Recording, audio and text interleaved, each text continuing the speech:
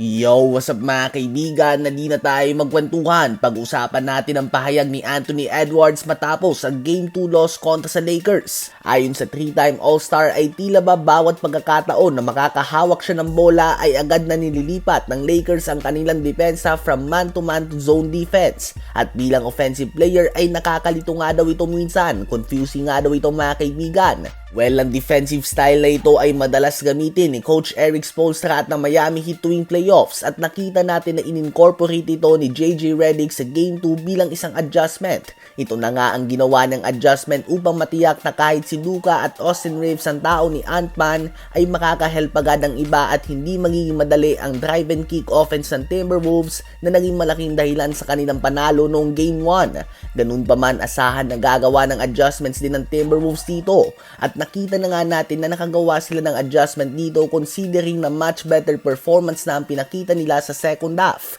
Tiyak na oras ang ilalaan ng Timberwolves coaching staff at ni Anthony Edwards sa film session upang mapag-aralan ang depensa na ito ng Lakers. Kaya naman sa ganitong ang sitwasyon ay hindi na sapat para sa isang player ang magaling ka lamang. Kailangan nga ay matalino ka din at handa kang gumawa ng adjustment at the moment mismo. It might take a few possessions, a quarter, a half, a full game, o pwedeng hindi ka nga maka-adjust dito. Ano ba ang masasabi nyo tungkol dito mga kaibigan? Habang kahapon nga ay nakuha na ng Cleveland Cavaliers ang 2-0 lead kontra sa Miami Heat sa likod ng impresibong performance si Donovan Mitchell including ang 17 points sa fourth quarter lamang. Ganun pa man sa post-game interview ay may tirada nga si Darius Garland nang matanong siya kung ano pa ang dapat nilang gawin upang may pagpatuloy ang mga panalo na ito. Ayon kay Darius Garland, ito nga daw ay ang i-target lang si Tyler Hero. So direct shot nga ito mga kaibigan kay Tyler Hero na nag-average ng 32 points per game sa series na ito. Madaming fans kang hindi natuwa sa pahayag ni Garland at masyado nga daw itong mayabang. Akala mo nga daw ay hindi siya defensive liability din. Bukod nga daw sa binibigyan din siya ni Tyler Hero ng 30 points palagi, tiyak nga daw na siya ang may kita na liability sa depensa ng kahit na sinong team na makakaharap ng Cavs ngayong playoffs. Lalo na daw kung Celtics ito mga kaibigan.